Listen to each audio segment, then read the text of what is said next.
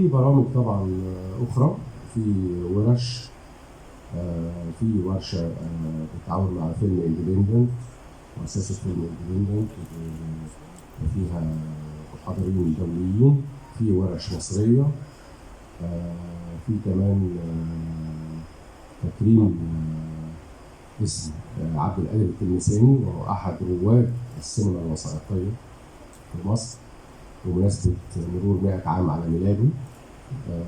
كمان عندنا مئوية لطيفة جدا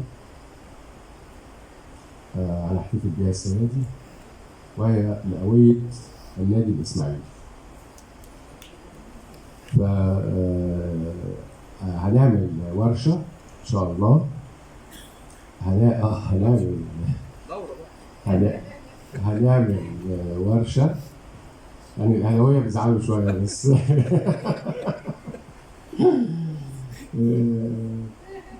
لكن طبعا النادي الإسماعيلي هو فخر للكرة والرياضة المصرية، وجزء من تاريخ مدينة الإسماعيلية.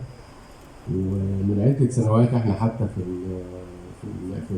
السنة العشرين، بالدورة العشرين للمهرجان افتتحنا، ايوه بالظبط، كان رئيس المركز اهلاوي، لكن عرضنا الماتش الشهير بتاع فريق الاسماعيلي وانجلبير، اللي هو كان اول مره مصر تاخد يعني بطوله افريقيه فيه، وكان حدث كبير جدا في المدينه.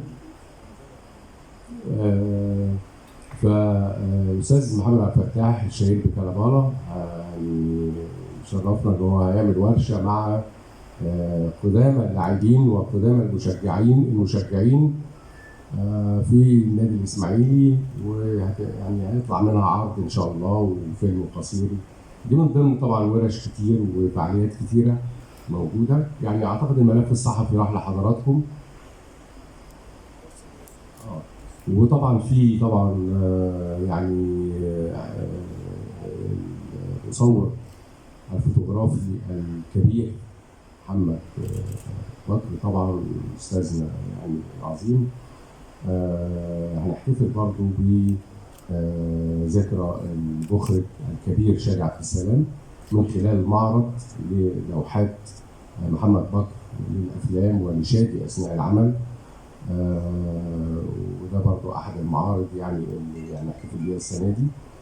ف في يعني مش عايز اقعد يعني اقول كل الحاجات، يعني اعتقد الملف الصحفي راح لحضراتكم، مش كده؟ وصل لحضراتكم على الواتساب وعلى الايميلات. وهيبقى في ان شاء الله برضه بعض المفاجآت الاخرى موجوده في المهرجان، يعني ممكن احتفظ بيها او اقولها لكم سيان، يعني بس احتفظ بيها. ولو في طبعا اي استفسارات او اي اسئله تحت امركم.